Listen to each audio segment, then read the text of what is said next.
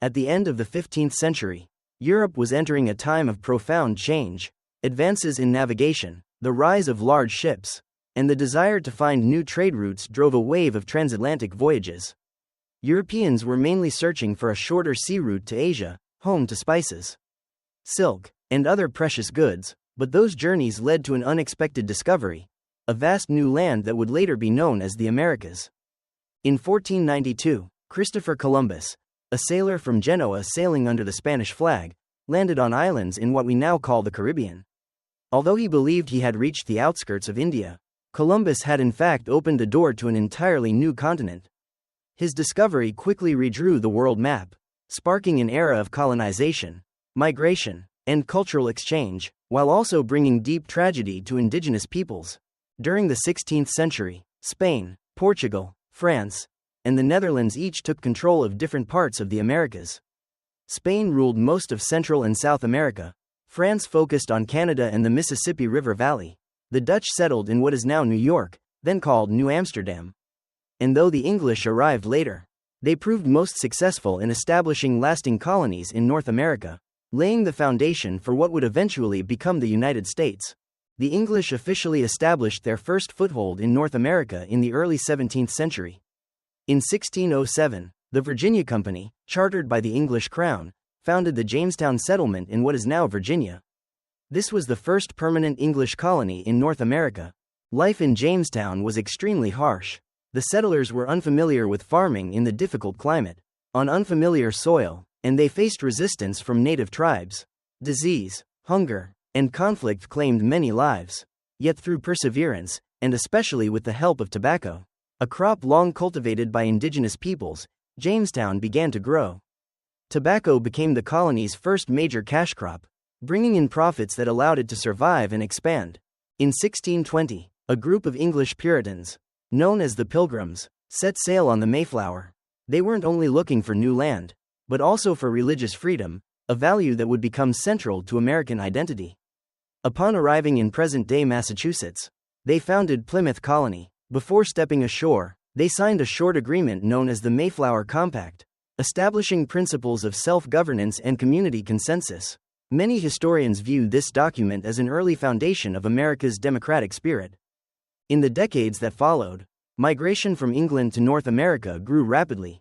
Not only Puritans, but also Quakers, Catholics, and people from many walks of life crossed the Atlantic, some escaping persecution, others seeking opportunity. At the same time, convicts and poor farmers were also transported to the colonies as laborers. To meet the growing demand for agricultural labor, especially in tobacco, sugar, and later cotton, systems of indentured servitude and slavery took root. Ships in the transatlantic slave trade carried hundreds of thousands of Africans to North America, leaving behind one of the deepest scars in American history. Throughout the 17th and 18th centuries, the English gradually established 13 colonies along the northeastern coast of North America. These colonies stretched from New Hampshire in the north to Georgia in the south.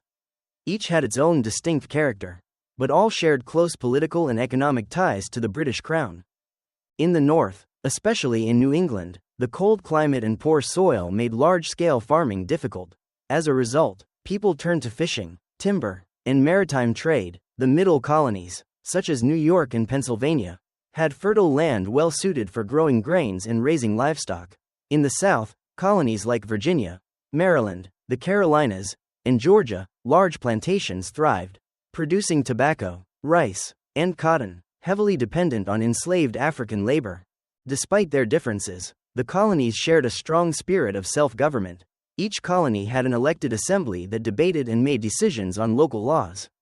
Over time, colonists became accustomed to voting and participating in governance, creating a distinctive political culture. Meanwhile, Britain continued to view the colonies as a vital source of wealth. Under its mercantilist policies, the colonies were required to trade exclusively with the mother country, restricting commerce with other nations. Increasing taxes and strict regulations fueled growing resentment among the colonists. At the same time, population and economic growth in the colonies drove expansion westward, sparking conflicts with native tribes and rival European powers, especially France. The French and Indian War, 1754 to 1763, known globally as the 7 Years' War, cost Britain enormously. To recover those expenses, the British government imposed heavier taxes and tighter control over the colonies, deepening tensions and setting the stage for revolution. By the mid-18th century, the 13 British colonies in North America had grown rapidly in both population and economy. What began as small settlements along the Atlantic coast had become bustling towns, busy ports, and thriving centers of trade.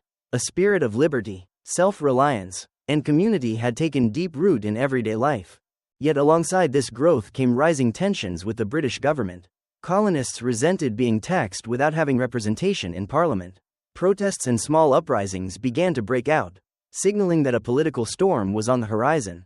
The story from Jamestown to Plymouth, from the Mayflower Compact to the rise of the 13 colonies, was not just about settling a new land.